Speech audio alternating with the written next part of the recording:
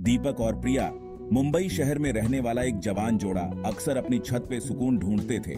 नीचे शहर की रोशनी चमकती थी, लेकिन वो कुछ और का सपना देखते थे। शांत नीला पानी, सफेद रेत वाले बीचेस और हिलते हुए पाल्म ट्रीज। मालदीव एक पैराडाइज जो उन्होंने पिक्चर्स में देखा था उन्हें अपनी ओर बुला रहा था। लेकिन मालदीव का मतलब था लग्जरी, और लग्जरी का मतलब था बहुत ज्यादा एक्सपेंसेस। शायद किसी दिन वो सोचते हुए अपने बजट स्प्रेडशीट्स पे वापस आ जाते। एक शाम ट्रैवल ब्लॉग्स देखते हुए एक पॉपअप एड मेरी नजर में आई। एक वेबसाइट ने कम बजट में मालदीव जाने का वादा किया, अनबिलीवेबल डील्स दिखाते हुए।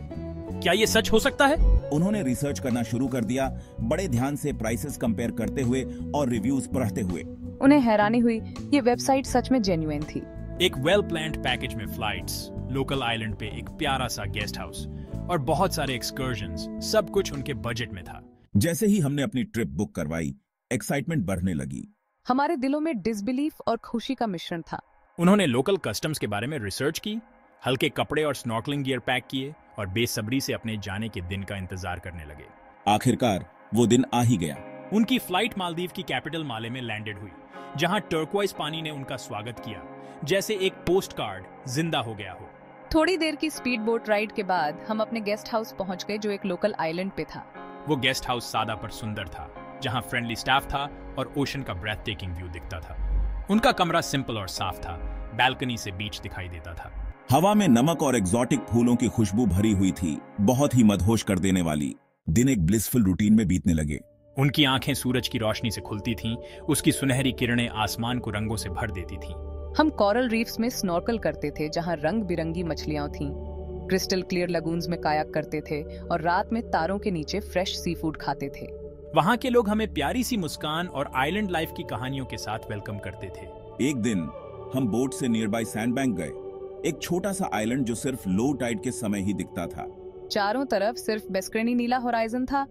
हमें ऐसी शांति महसूस हुई जो हमने पहले कभी महसूस नहीं की थी। हाथों में हाथ डाले वो किनारे पे चलते रहे। प्रिस्टीन रेत पे सिर्फ उनके ही पैरों के निशान थे। वो एक मैजिकल पल था जो हमारे दिलों में हमेशा के लिए बस गया। घर वापस आते हुए हम सिर्फ सूवनियर्स ही नहीं लाए थे, हम अपने साथ जिंदगी की छोटी छोटी खुशियों की एक नई अंडरस्टैंडिंग और अपने ड्रीम्स को पूरा करने की ताकत लेकर आए थे। हमारे दोस्त और परिवार वाले इकट्ठा हुए, हमारी कहानियां सुनकर और हमारी खुशी देखकर हैरान थे। सोशल मीडिया पे तुम्हारी पिक्चर्स देखकर, टर्क्वाइज पानी और तुम्हारे चेहरों पे जो खुशी थी, मुझे सच में इंस्पायर किया है कि ब्रोचर्स से आगे बढ़कर अपने लिए भी अफोर्डेबल एडवेंचर्स ढूंढने चाहिए। बहुत बढ़िया दीपक और प्रिया, तुम्हारा मालदीव ट्रिप सिर्फ एक वेकेशन नहीं था, ये इस बात का सबूत है कि परसिवरेंस और स्मार्ट प्लानिंग से क्या मुमकिन हो सकता है। बिल्कुल, ये इस बात का प्रूफ है कि पैराडाइज सिर्फ अमीरों के लिए नहीं है, ये हर उस इंसान के लिए है जो एडवेंचर चाहता है और अलग अलग ऑप्शंस एक्सप्लोर करने को तैयार है। तो अगली बार जब आप खुद को दूर देशों के बारे में सोचते हुए पाएं, तो दीपक और प्रिया की कहानी याद रखना। बजट की कमी को खुद को उस ब्यूटी और वंडर को एक्सपीरियंस करने से मत रोकने देना जो हमारी दुनिया में है। हंट के थ्रिल को एम्ब्रेस करो, पूरी रिसर्च करो और आप भी अपने अफोर्डेबल पैराडाइज का दरवाजा खोल सकते हैं। याद रखना, सबसे यादगार जर्नीज अक्सर वही होती हैं जो हम खुद बनाते हैं। Happy travels.